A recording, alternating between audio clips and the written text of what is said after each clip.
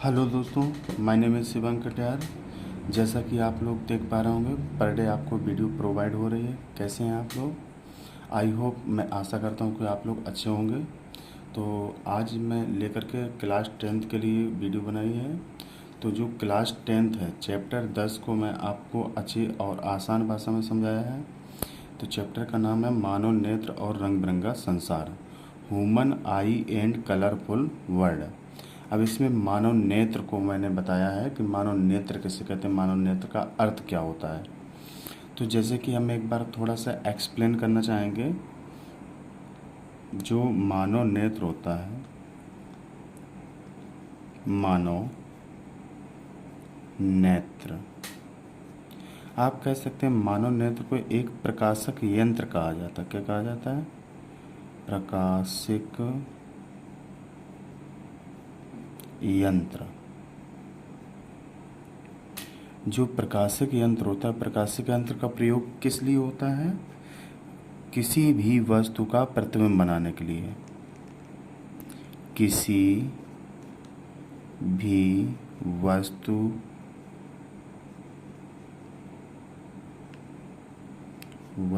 का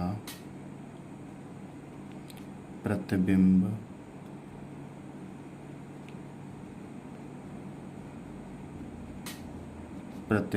प्राप्त करना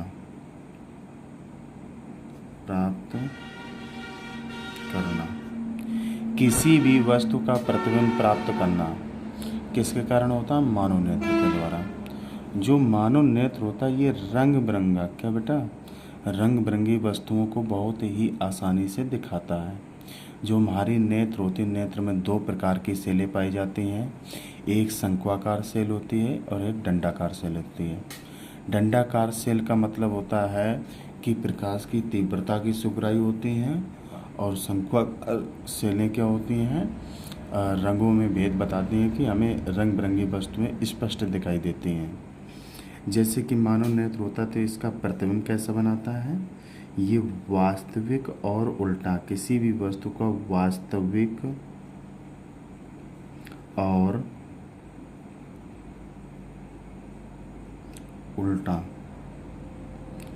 वास्तविक और उल्टा प्रतिबिंब प्राप्त करता है। कैसे प्राप्त करता है? वास्तविक और उल्टा।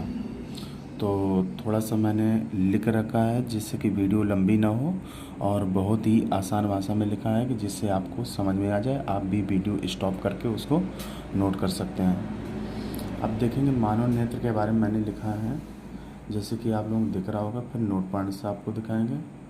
तो मानव नेत्र मानव का बहुमूल्य रत्न है, जो एक कैमरे की भांति कार्य करता है, जिसके कारण हम चारों ओर के रंग बिरंगे संसार को देख सकते हैं।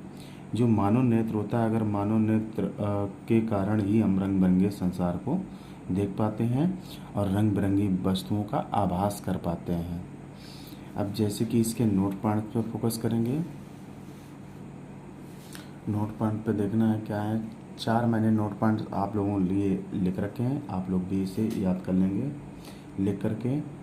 क्या पहला कह रहा है कि यदि दृष्टि पटल पर उल्टा और वास्तविक प्रतिबिंब बनाता है। दृष्टि पटल पर अगर पूछा जाए, मानव नेत्र प्रतिबिंब कहाँ बनाता है? दृष्टि पटल पर। और दृष्टि पटल को कहाँ कहा जाता है? रेटिना पर। दृष्टि पटल का दूसरा नाम क्या होता है? रेटिना। यह रेटिना पर उल्टा और वास्तविक प्रतिबिंब बनाता। कैसे बनाता है? उल्टा और वास्तविक प्रतिबिंब। नंबर दूसरा नोट पॉइंट है, यह नेत्र के गोलक में स्थित होता है। अगर पूछा जाए नेत्र कहाँ पर स्थित होता है, तो आप लोग बता सकते हैं यह नेत्र के गोलक में स्थित होता है। तीसरा नोट पॉइंट है आपका, नेत्र के गोलक का व्यास लगभग कितना होता है? तो नेत्र के गोलक का व्यास 2.5 सेंटीमीटर से 25 सेंटीमीटर होता है। अब चौथा पॉइंट देखेंगे बेटा, नेत्र का लेंस पारदर्शी प्रोटीन का बना होता है। नेत्र का लेंस किसका बना होता है? पारदर्शी प्रोटीन का बना होता है। अब मैंने आई का चित्र बना के रखा है आप लोगों को समझाने के लिए, ध्यान से इसको देखेंगे। ये आपका हो गया चित्र। चित्र को ध्यान से देखना है कि चित्र को मैंने ड्रॉ किया है, तो सबसे बाहरी सतह जो होती है, इसे हम क्या कहते हैं? दृढ़ पटल, क्या कहते हैं, दृढ़ पटल कहते हैं। और फिर दृढ़ पटल के बाद जो सतह, दृढ़ पटल कैसी होती है, अपारदर्शी परत होती है, ये एक श्वेत की अपारदर्शी परत होती है, ठीक है। अब इसके बाद क्या देखेंगे, रक्त पटल। रक्त पटल का कार्य क्या होता है, ये भीतरी भागों की क्या करती है, सुरक्षा प्रदान करते हैं। फिर क्या होता है, रेटिना। रेटिना क्या होती है, किसी भी वस्तु का प्रतिबिंब अगर हमें प्राप्त करना होगा, अभी मैंने ऊपर पढ़ा था कि ये वास्तविक और कैसा, उल्टा, वास्तविक और उल्टा दृष्टि पटल पर प्रतिबिंब बनाता है। तो इसी रेटिना को दूसरा नाम क्या होता है, दृष्टि पटल होता है। तो रेटिना का पीत बिंदु ये जो होता है, पीत बिंदु पर किसी भी वस्तु का प्रतिबिंब प्राप्त करता है। लेंस से आने वाली प्रकाश की किरणों को प्रतिबिंब कहाँ बनाता है, पीत बिंदु पर। अगर पीत बिंदु के पहले प्रतिबिंब बन जाएगा तो भी हमें वस्तुएं स्पष्ट नहीं दिखाई देंगी।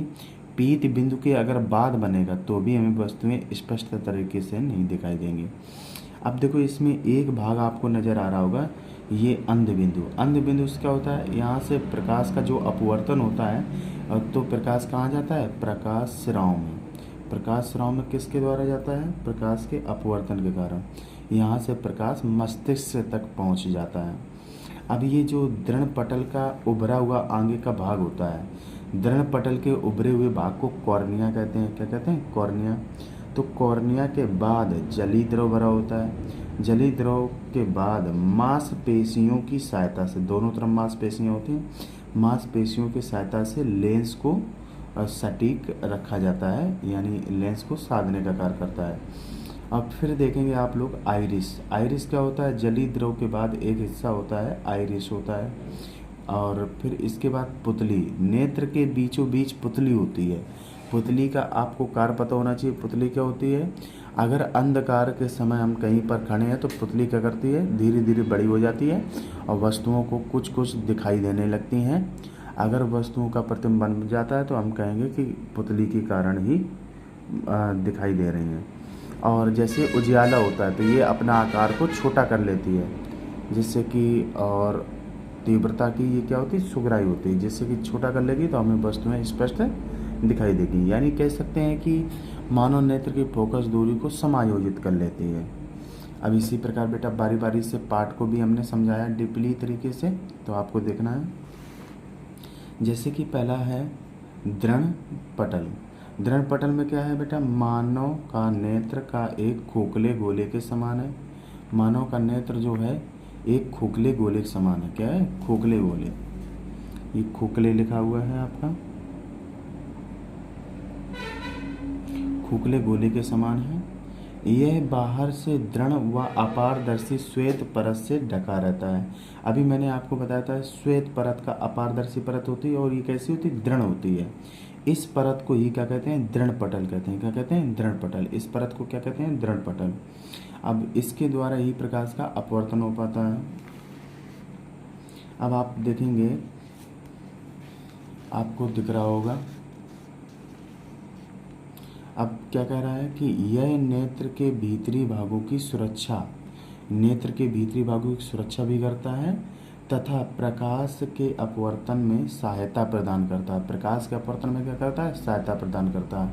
अगर आपसे पूछा जाए प्रकाश का अपवर्तन में सहायता कौन सा प्रदान करता है, तो आप बताएंगे जो दृढ़ पटल होता है ये प्रकाश के अपवर्तन में सहायता प्रदान करता है। अब इसी प्रकार देखेंगे रक्त पटल। रक्त पटल क्या होता है, इसके नोट पॉइंट्स भी देख लेंगे। अब देखेंगे रक्त पटल क्या होता है। रक्त पटल काले रंग की एक क्या होती है, झिल्ली होती है।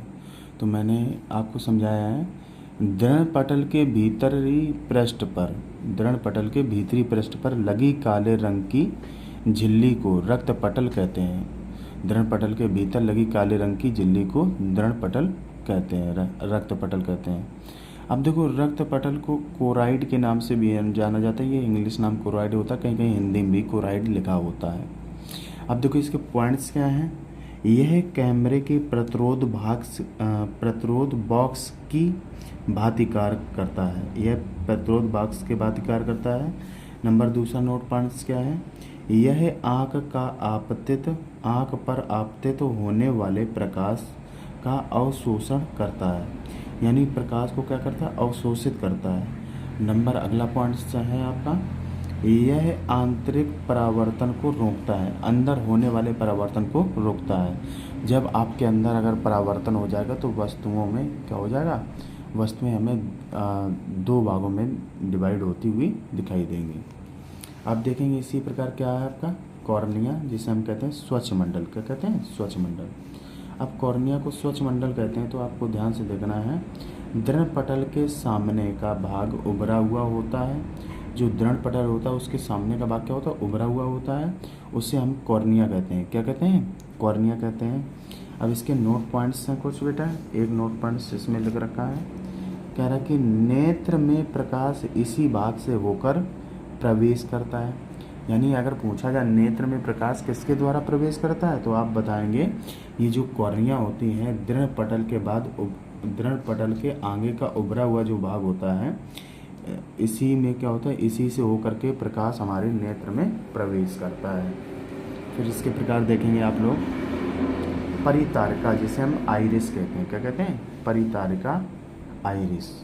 अब देखो परितारिका का कार्य क्या होता है, कॉर्निया के पीछे एक रंगीन एवं अपारदर्शी झिल्ली का पर्दा होता है। कॉर्निया के पीछे होता है, कहाँ होता है, कॉर्निया के पीछे एक रंगीन अपारदर्शी झिल्ली का पर्दा होता है, जिसे हम आइरिस कहते हैं। क्या कहते हैं, आइरिस कहते हैं, आपको ध्यान होगा।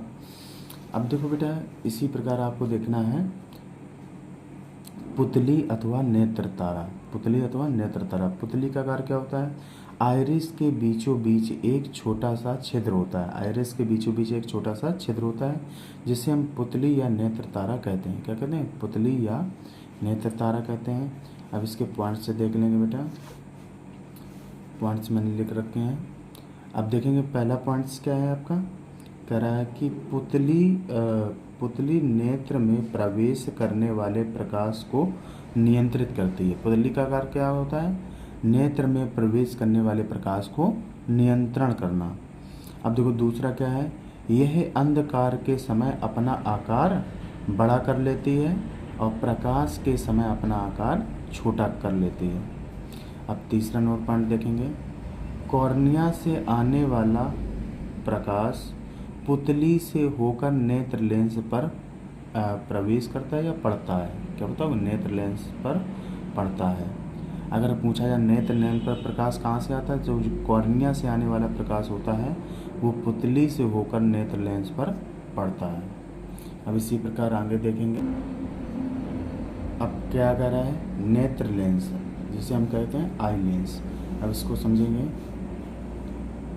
कह रहा है कि आइरिस के ठीक पीछे पारदर्शी ऊतक का बना द्विउत्तल लेंस लगा होता है। पारदर्शी ऊतक का बना क्या लगा होता है, द्विउत्तल लेंस लगा होता है, जिसे नेत्र लेंस कहते हैं। क्या कहते हैं, नेत्र लेंस कहते हैं। अगर आपसे पूछा जाए हमारे मानव नेत्र में कौन सा लेंस लगा होता है तो आपको पता होना चाहिए द्विउत्तल लेंस का प्रयोग किया जाता है, बाई कॉन्वेक्स कॉन्वेक्स लेंस। अब देखेंगे आगे आपका है नेत्रोद या जलीद्रोह। अब नेत्रोद या जलीद्रोह का कार्य क्या होता है, अब इसमें देखेंगे कॉर्निया और नेत्र लेंस के बीच में, कॉर्निया और नेत्र लेंस के बीच में एक नमकीन पारदर्शी द्रव भरा होता है। एक नमकीन पारदर्शी द्रव भरा होता है, जिसे जलीय द्रव कहते हैं। क्या कहते हैं, जलीय द्रव कहते हैं उसे, नाम क्या होता है, जलीय द्रव। अब इसका आप लोगों को अपवर्तनांक पता होना चाहिए, 1.336 होता है। इसका अपवर्तनांक कितना होता है, 1.336। अब देखेंगे इसी प्रकार आगे, देखो मैंने लिख भी रखा है, जलीय द्रव का अपवर्तनांक 1.336 होता है। अब देखेंगे इसके आगे बेटा, अब तुम्हें पढ़ना है कचाप गच और कचाप द्रव। अब देखो कचाप द्रव क्या होता है, आप लोगों को ध्यान से देखना है।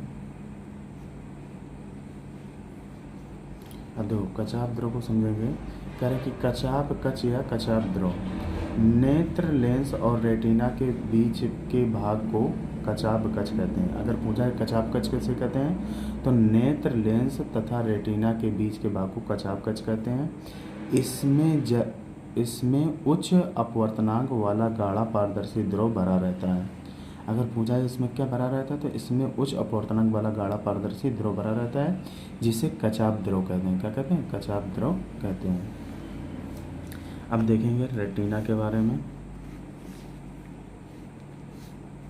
अब रेटिना क्या होती है, कह रहा है कोराइड या रक्त पटल के अंदर, मैंने बताया था कोराइड और रक्त पटल के अंदर एक पारदर्शी झिल्ली होती है, एक पारदर्शी झिल्ली होती है जिसे हम रेटिना कहते हैं। क्या कहते हैं, रेटिना कहते हैं।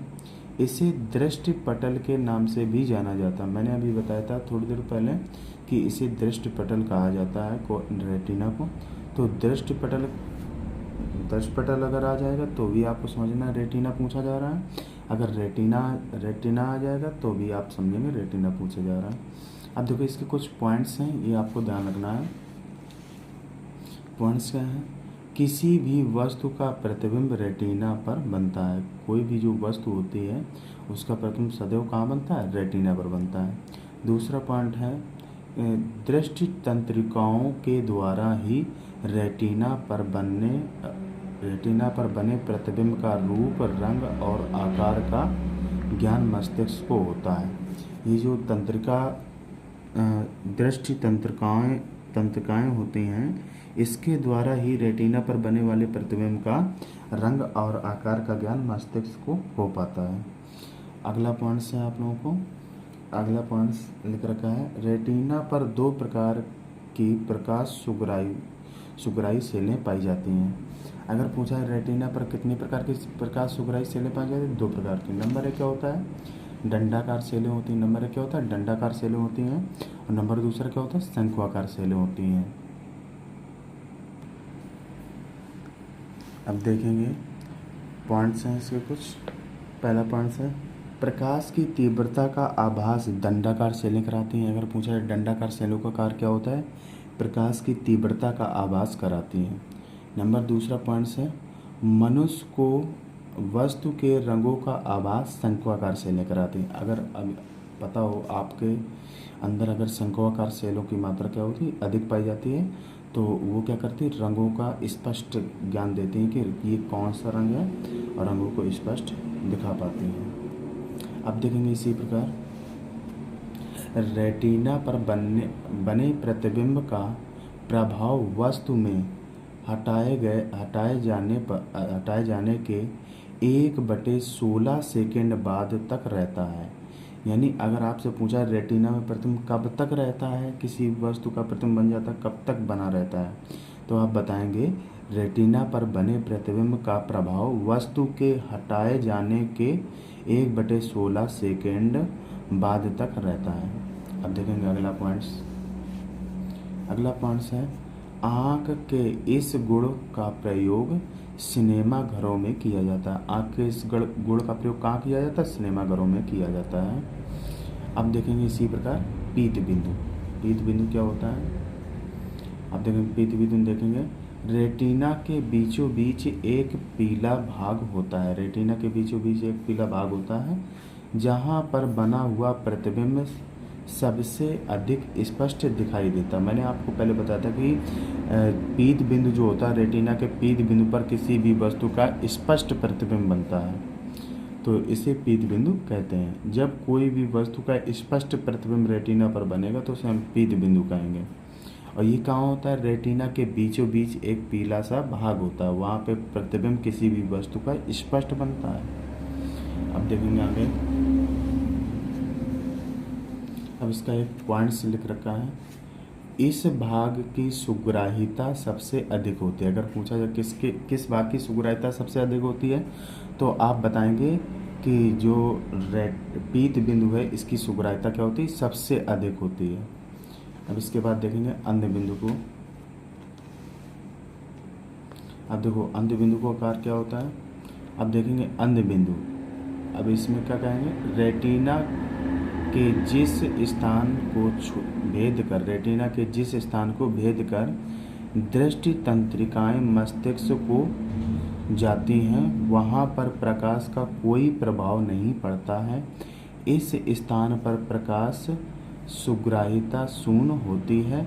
इसे अंध बिंदु कहते हैं। क्या कहते हैं, अंध बिंदु कहते हैं इसे। ठीक है, तो इसमें क्या होता है, प्रकाश का कोई प्रभाव नहीं होता, वहाँ पर प्रकाश का कोई प्रभाव नहीं होता है। इस स्थान पर सुग्राहिता शून्य होती है, ये आपको ध्यान रखना है। अगर पेपर में आ जाए कहाँ पर सुग्राहिता शून्य, प्रकाश की सुग्राहिता शून्य होती है, तो आपको ध्यान रखना अंध बिंदु पर प्रकाश की सुग्राहिता शून्य होती है। और ये रेटिना के जिस भाग को भेद करके दृष्टि तंत्रिकाएँ मस्तिष्क को जाती हैं, ये भी पॉइंट से ध्यान रखना। अगर पूछा जाए किसको भेद करके दृष्टि तंत्रिकाएँ मस्तिष्क को जाती हैं, तो आपको बताना रेटिना को। अब देखेंगे इसी प्रकार आगे। अब आपको नेत्र का कार्य देखने हैं, वर्किंग ऑफ आइस। नेत्र कार्य क्या करती है, अब देखेंगे। हमारी पलकें कैमरे के शटर की भांति कार्य करती हैं। जब पलकें खुली होती हैं तब हमें हमारे सामने रखी वस्तु से चलने वाली किरणें कॉर्निया पर आपतित होती हैं। यहाँ से किरणें अब आपको बताया, जो पलकें जो हमारी होती हैं वो शटर के भांति कार्य करती हैं। और जब पलकें खुली होती हैं, क्या होती हैं, जब पलकें खुली होती हैं तब हमारे सामने रखी वस्तु से चलने वाली किरणें कॉर्निया पर आपतित होती हैं। यहाँ से किरणें अपवर्तित होकर जलीय द्रव लेंस कचाप द्रव से होती हुई रेटिना पर गिरती हैं।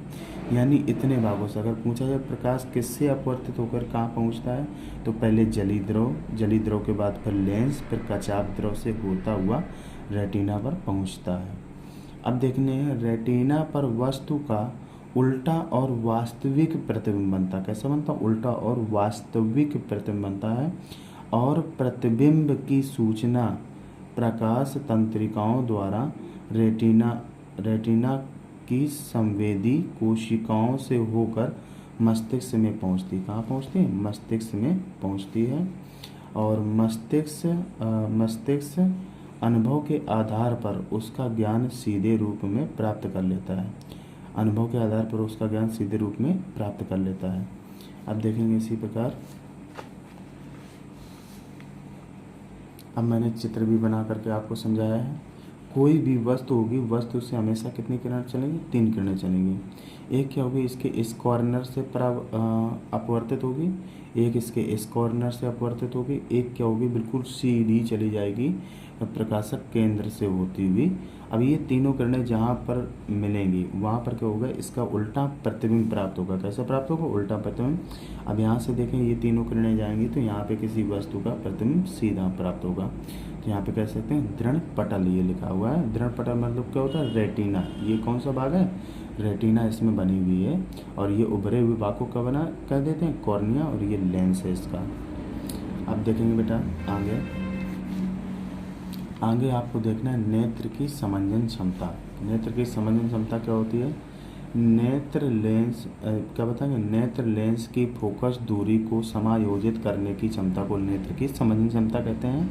या दूसरी भाषा में आप बता सकते हैं नेत्र लेंस की फोकस दूरी बदलने की क्षमता को नेत्र लेंस की समंजन क्षमता कहते हैं। क्या कहते हैं, फोकस दूरी को बदलने की क्षमता को नेत्र लेंस की समंजन क्षमता कहते हैं। अब इसी प्रकार आगे देखेंगे। मैंने चित्र के द्वारा इसी प्रकार आपको समझाया है कि जैसे दूर बिंदु है अनंत पर, दूर बिंदु क्या होता है, अनंत पर।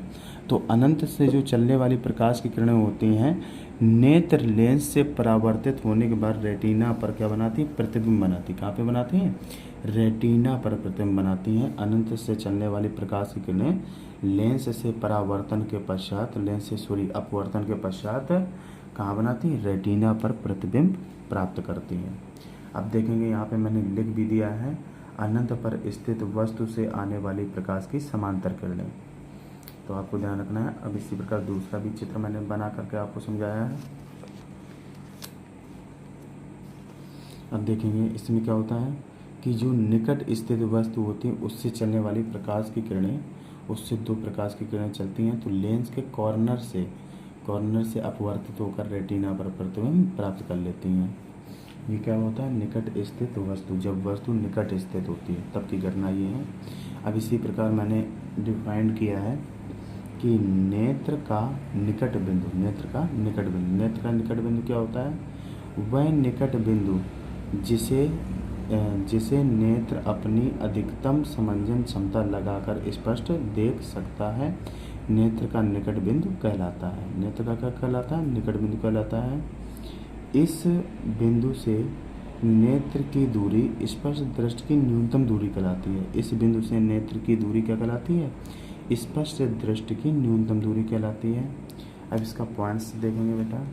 पॉइंट्स क्या कह रहा है कि कह रहा है स्वस्थ नेत्र के लिए निकट बिंदु 25 सेंटीमीटर होता है। ये सबसे ज़्यादा ऑब्जेक्टिव क्वेश्चंस में आपको आएगा। ये पॉइंट आपको ध्यान रखना है कि जो सामान्य मनुष्य की अगर निकट बिंदु पूछा जाए, अगर एक स्वस्थ नेत्र का निकट बिंदु पूछा जाए तो 25 सेंटीमीटर ही आपको बताना है।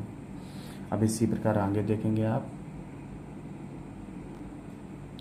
अब देखेंगे नेत्र का दूर बिंदु। नेत्र का दूर बिंदु किसे कहते हैं। अब इसमें मैंने लिख रखा है आसान भाषा में। तो कह रहा है कि वह दूर स्थित बिंदु, या कह सकते हैं वह दूर स्थित बिंदु, वह दूर स्थित बिंदु जिसे नेत्र बिना समंजन क्षमता लगाए स्पष्ट देख सकता है।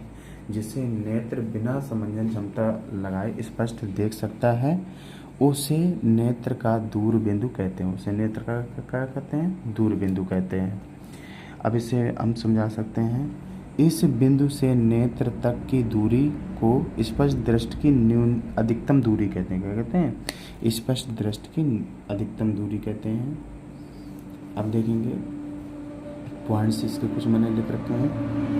पहला पॉइंट्स है स्वस्थ आँख के लिए दूर बिंदु अनंत होता है। स्वस्थ आँख के लिए अगर दूर बिंदु पूछा जाए तो क्या बताएंगे, अनंत बताएंगे। दूसरा पॉइंट्स आपका क्या है, नेत्र के निकट बिंदु और दूर बिंदु के बीच की दूरी को क्या कहते हैं, दृष्टि विस्तार कहते हैं। ये सबसे ज़्यादा इम्पोर्टेंट क्वेश्चन है। अगर आपसे पूछा जाए दृष्टि विस्तार किसे कहते हैं, तो आपको ध्यान रखना है नेत्र के निकट बिंदु और दूर बिंदु के बीच की दूरी क्या कहते हैं, दृष्टि विस्तार कहते हैं। अब इसी प्रकार आगे देखेंगे। अब देखेंगे दृष्टि दोष। दृष्टि दोष का कार्य क्या होता है, जब नेत्र द्वारा देखी जाने वाली वस्तु का प्रतिबिंब रेटिना पर ना बनकर उससे पहले व पीछे बनता है, तो नेत्र के इस दोष को क्या कहते हैं, दृष्टि दोष कहते हैं।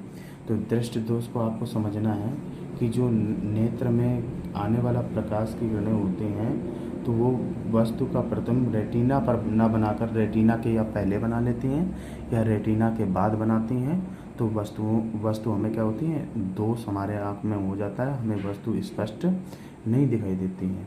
ये दोष कितने प्रकार के होते हैं, 5 प्रकार के आपको लिख रखा है, ध्यान से देखें। तो दोष आपको देखना है दृष्टि दोष के प्रकार। तो दृष्टि दोष कितने प्रकार के होते हैं, 5 प्रकार के होते हैं। नंबर 1 क्या होता है, निकट दृष्टि दोष जिसे मायोपिया कहते हैं। नंबर 2 होता है दूर दृष्टि दोष जिसे कहते हैं हाइपर मेट्रोपिया। अब नंबर 3 होता है जरा दूर दृष्टिता, इसे कहते हैं पेरिस बायोपिया। अब देखेंगे अगला बेटा अंध बिंदु। और क्या होता है, अंध बिंदु होता है। तीसरा क्या होता है, वर्णांधता होता है जिसे हम कहते हैं कलर ब्लाइंडनेस। अब आपको देखना है निकट दृष्टि दोष। अब देखेंगे निकट दृष्टि दोष क्या होता है, इस दोष से पीड़ित मनुष्य को पास की वस्तुएं स्पष्ट दिखाई देती हैं परंतु दूर की वस्तुएं स्पष्ट नहीं दिखाई देती हैं। इस प्रकार के दोष को हम क्या कहते हैं, निकट दृष्टि दोष कहते हैं। क्या कहते हैं, निकट दृष्टि दोष कहते हैं। जब हमें दूर की तो वस्तुएं ना दिखाई दें परंतु पास की वस्तुएं स्पष्ट दिखाई दें, तो उस घटना में कौन सा दोष होता है हमारी आँख में, उस घटना में हमारा कौन सा होता है, निकट दृष्टि दोष होता है। कौन सा दोष होता है, निकट दृष्टि दोष होता है। अब आगे देखेंगे इसी प्रकार। अब देखेंगे निकट दृष्टि दोष के कुछ कारण पॉइंट्स हैं। कह रहे कि नेत्र का दूर बिंदु अनंत पर ना होकर पास आ जाता है। नेत्र का दूर बिंदु अनंत पर ना होकर कहाँ होता है, पास आ जाता है। यह दोष 10 से 16 वर्ष की आयु में होता है। अगर पूछा है निकट दृष्टि दोष कब होता है, यह दोष 10 से 16 वर्ष की आयु में होता है। अब इसके आगे देखेंगे निकट दृष्टि दोष के कारण, रीजन्स आपको देखने हैं। तो इसके दो रीजन्स होते हैं। तो नंबर 1 रीजन्स क्या है, नेत्र लेंस से पृष्ठों की वक्रता त्रिज्या बढ़ जाती है और फोकस दूरी कम हो जाती है। इसके नेत्र लेंस के वक्र पृष्ठों की वक्रता त्रिज्या आपकी बढ़ जाती है और फोकस दूरी क्या हो जाती है, कम हो जाती है। दूसरा पॉइंट से आपका नेत्र लेंस व रेटिना के बीच की दूरी बढ़ जाती है और नेत्र गोलक का व्यास बढ़ जाता है। जब नेत्र लेंस रेटिना के बीच की दूरी बढ़ जाएगी तो नेत्र के गोलक का व्यास भी बढ़ जाएगा। अब अगला पॉइंट देखना है आपको, निकट दृष्टि दोष के निवारण। निवारण क्या होते हैं, इस दोष को दूर करने के लिए उचित फोकस दूरी का अवतल लेंस चश्मे में प्रयुक्त करते हैं। कौन सा लेंस, अवतल लेंस चश्मे में प्रयुक्त करते हैं। अब इसके आगे देखेंगे, अब देखेंगे ये हमारा क्या है, रेटिना वाला भाग है और ये आगे को उभरा हुआ क्या कॉर्निया है। अब इसे नेत्र लेंस भी लगा हुआ है। अब इसमें आने वाली जो प्रकाश की किरणें होती हैं, आने वाली प्रकाश की किरणें कहाँ से चल रही हैं, आने वाली प्रकाश किरणें अनंत पर स्थित वस्तु से आने वाली प्रकाश की किरणें।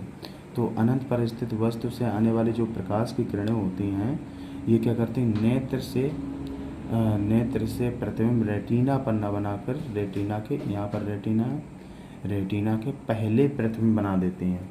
रेटिना के पहले प्रतिबिंब बना देती हैं।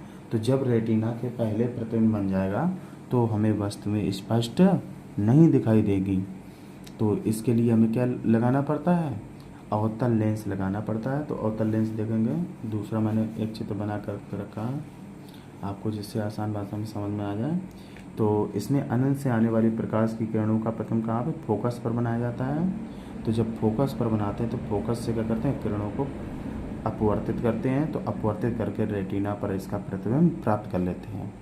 जब वस्तु का प्रतिबिंब रेटिना पर स्पष्ट बन जाता है तो हमें वस्तुएं स्पष्ट दिखाई देने लगती हैं। और ये जो लेंस है ये चश्मा में प्रयोग करते हैं, यानी स्फेरिकल लेंस का प्रयोग करते हैं। जो हम चश्मे का प्रयोग करते हैं उसी में ये लेंस लगा दिया जाता है जिससे कि हमारा प्रतिबिंब रेटिना पर बन जाता है और हमें वस्तुएं स्पष्ट दिखाई देने लगती हैं। दूर स्थित वस्तु से आने वाली समांतर किरणें, ये क्या, दूर स्थित वस्तु से आने वाली समांतर किरणों को फोकसित कराया जाता है। अब इसी प्रकार आगे देखेंगे।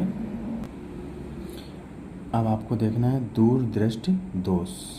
दूरदृष्टि दोष क्या होता है, दूरदृष्टि दोष में क्या होता है, आप लोगों को पता होगा कि दूर की तो वस्तुएं स्पष्ट दिखाई देती हैं परंतु पास की वस्तुएं स्पष्ट नहीं दिखाई देती हैं। अब आगे देखेंगे बेटा, इसी प्रकार कह रहा है कि इस दोष से पीड़ित व्यक्ति को दूर की वस्तुएं स्पष्ट दिखाई देती हैं परंतु पास की वस्तुएं स्पष्ट नहीं दिखाई देती हैं।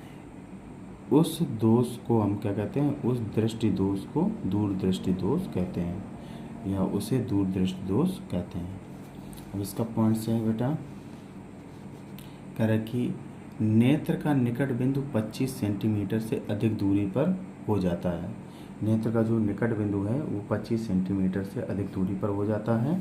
दूसरा है, इस दोष से पीड़ित व्यक्ति को पुस्तक पढ़ने के लिए 25 सेंटीमीटर से अधिक दूर पर रखना पड़ता है, यानी पुस्तक को 25 सेंटीमीटर से अधिक दूरी पर रखना पड़ता है अगर पुस्तक उसको पढ़ना है। अब देखेंगे आगे दूरदृष्टि दोष के कारण क्या होते हैं। इसमें भी दो कारण इसके हैं। तो वो कह रहा है, पहला कारण आपको बताते हैं। पहला कारण बता रहा है, नेत्र लेंस के पृष्ठों की वक्रता त्रिज्या कम हो जाती है। नेत्र लेंस के पृष्ठों की वक्रता त्रिज्या कम हो जाती है और फोकस दूरी बढ़ जाती है। फोकस दूरी क्या हो जाती है, बढ़ जाती है। दूसरा पॉइंट क्या है, नेत्र लेंस व रेटिना के बीच की दूरी कम हो जाती है और नेत्र के गोले का व्यास भी कम हो जाता है। जब नेत्र लेंस और रेटिना के बीच की दूरी कम हो जाएगी तो इसका जो नेत्र के गोले का व्यास होगा वो भी क्या हो जाएगा, कम हो जाएगा। अब दूरदृष्टि दोष के निवारण देखेंगे। इस दोष को दूर करने के लिए उचित फोकस दूरी का उत्तल लेंस चश्मे में प्रयुक्त होता है। अगर पूछा जाए दूर दृष्टि दोष के निवारण के लिए किस लेंस का प्रयोग किया जाता है, तो आपको पता होना चाहिए उत्तल लेंस का प्रयोग किया जाता है। अब देखेंगे इसके आगे थोड़ा सा चित्र देखना है आपको। जब निकट स्थित वस्तु होती है तो निकट स्थित वस्तु से लेंस के कॉर्नर से अपवर्तन के पश्चात इसका दूर बिंदु हो जाता है। ये पी बिंदु पर क्या बना लेती है, प्रतिबिंब बना लेती है। तो जब पी बिंदु पर प्रतिबिंब बना लेती है तो रेटिना पर प्रतिबिंब इसका नहीं बन पाता है, तो हमें वस्तुएं स्पष्ट नहीं दिखाई देती है। इसका निकट बिंदु कितना होता है, 25 सेंटीमीटर होता है। क्या होता है, 25 सेंटीमीटर होता है। इसी प्रकार मैंने आगे चित्र बना के रखा है, ये भी देखते हैं आप। अब देखो इसका जो निकट बिंदु होता है, निकट बिंदु को थोड़ा सा हमें दूर फोकसित कराना पड़ता है। जब थोड़ा सा दूर फोकसित कराएंगे तो इससे आने वाली जो किरणें होगी वो उत्तल लेंस की सहायता से यहाँ पर कॉर्नर से क्या होगी, अपवर्तन के पश्चात रेटिना पर इसका प्रतिबिंब प्राप्त कर लेंगे। जब रेटिना पर इसका प्रतिबिंब प्राप्त कर लेंगे तो हमें वस्तुएं कैसी दिखाई देने लगेंगी, स्पष्ट दिखाई देने लगेंगी। यानी जो दूर दृष्टि दोष से पीड़ित व्यक्ति होता है उसमें हमें क्या, कौन से लेंस का इस्तेमाल किया जाता है, उत्तल लेंस का इस्तेमाल किया जाता है। इसमें पास की वस्तुएं स्पष्ट नहीं दिखाई देती, इसलिए उत्तल लेंस का प्रयोग किया जाता है। अब आपको देखना है जरा दूरदृष्टिता। जरा दूरदृष्टिता क्या होती है बेटा, तो देखेंगे व्यक्ति की आयु बढ़ने पर मांसपेशियों के कमजोर हो जाने के कारण मांसपेशियाँ क्या हो जाती, कमज़ोर हो जाती हैं। तो जब मांसपेशियाँ कमज़ोर हो जाने के कारण नेत्र की समंजन क्षमता घट जाती है। नेत्र की क्या होती है, समंजन क्षमता घट जाती है, जिसके कारण पास और दूर की वस्तुएं स्पष्ट नहीं दिखाई देती हैं। ना तो पास की वस्तुएं स्पष्ट दिखाई देती हैं, ना ही दूर की वस्तुएं स्पष्ट दिखाई देती हैं। इस प्रकार के दोष को जरा दूर दृष्टता कहते हैं। क्या कहते हैं, जरा दूर दृष्टता कहते हैं। और इसके निवारण के लिए किस लेंस का इस्तेमाल किया जाता है, तो आपको देखना है इस दोष को दूर करने के लिए, क्या बेटा, इस दोष को दूर करने के लिए द्विफोकसी लेंस का प्रयोग किया जाता है। इस दोष को दूर करने के लिए किसका प्रयोग किया है, द्विफोकसी लेंस का प्रयोग किया जाता है। तो आप देखेंगे ऊपरी भाग पर अवतल और निचले भाग पर उत्तल लेंस का प्रयोग किया जाता है। अब इसमें जिसको अगर जरा दूर दृष्टिता होती है, जिसकी मांसपेशियां कमज़ोर हो जाती हैं, उसके चश्मे में 2 लेंस प्रयोग किए जाते हैं। ऊपरी वाले भाग में आपका क्या होता है, कॉनकेव लेंस होता है, और निचले वाले सिरे भाग में क्या होता है, कॉन्वेक्स लेंस होता है। तो जब दोनों लेंस होंगे, ऊपर क्या होता है, दूर की वस्तुओं को स्पष्ट दिखाने के लिए प्रयोग होता है, और नीचे पास की वस्तुएं स्पष्ट दिखाने के लिए, स्पष्ट देखने के लिए प्रयोग होता है। अब इसी प्रकार आगे देखेंगे। अब आपका है अबिंदुकता। अबिंदुकता क्या होता है, इस दोष से पीड़ित व्यक्ति एक ही दूरी पर रखी क्षैतिज तथा ऊर्ध्वाधर वस्तुएं रेटिना पर एक साथ फोकसित नहीं होती हैं। इस दोष को अबिंदुकता कहते हैं। जब बेटा एक ही दूरी पर, यानी एक ही समान दूरी पर कोई अगर वस्तु रखी होगी, 2 अलग अलग वस्तुएं रखी होंगी, तो यानी क्षैतिज और ऊर्ध्वाधर वस्तुएं, यानी क्षैतिज रेखा और ऊर्ध्वाधर रेखा के साथ रेटिना पर एक साथ फोकसित नहीं हो पाती, तो इसलिए इस प्रकार के दोष को क्या कहते हैं, अबिंदुकता। इस दोष का निवारण क्या होता है, इस दोष को दूर करने के लिए बेलनाकार लेंस का प्रयोग किया जाता है। तो आप देख लेंगे, इस दोष को दूर करने के लिए बेलनाकार लेंस का प्रयोग किया जाता है। ये भी पॉइंट्स आपको ध्यान रखना है। आप देखेंगे नेक्स्ट। अब देखना है वर्णांधता। वर्णांधता यानी कलर ब्लाइंडनेस क्या होता है। कह रहा है कि देखेंगे इसको पूरा, कह रहा है कि यह दोष मनुष्य की आँख में शंक्वाकार सेलों की कमी से होता है। यानी मनुष्य की आँख में अगर शंक्वाकार सेलें क्या होती हैं, कम होती हैं, तो उसको कौन सा दोष हो जाता है, वर्णांधता हो जाता है। यह जन्मजात अनुवांशिक रोग है, यानी जन्मजात रोग है। इसके कारण मनुष्य रंगों का भेद नहीं कर पाता है।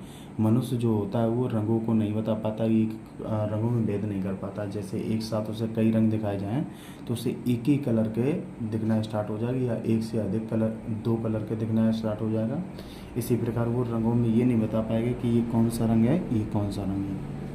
अब देखेंगे इस दोष का कोई उपचार नहीं। ये सबसे पहले नोट पॉइंट्स आपको ध्यान रखना है कि इस दोष का जो है कोई उपचार अभी तक नहीं बना है, ये जन्मजात रोग है। अब देखेंगे अगला पॉइंट्स, यह दोष 0.4% मनुष्यों में तथा 0.5% किसमें होता है, महिलाओं में होता है, स्त्रियों में पाया जाता है। तो आई होप, मैं आशा करता हूँ कि यहाँ तक आप लोगों ने पूरी वीडियो वॉच की होगी। तो इसके लिए ऑल द बेस्ट। आप लोगों को क्या करना है, पूरा वीडियो स्टॉप करके नोट कर लेना है, और यहीं से एग्ज़ाम में क्वेश्चंस आप लोगों को मिलेंगे। और मैं प्रत्येक क्वेश्चंस को अभी अनसॉल्व पेपर में करवाऊंगा, तब आपसे कहूँगा कि मैंने डेफिनेशंस आप लोगों को बताई थी, तो आप लोग वहाँ से डेफिनेशन कंप्लीट करेंगे, तो वहाँ भी आपको लिख करके बताऊंगा। जब अभी से आप लिख लेंगे तो और भी क्लियर हो जाएगी। Thank you for watching my video. जय हिंद।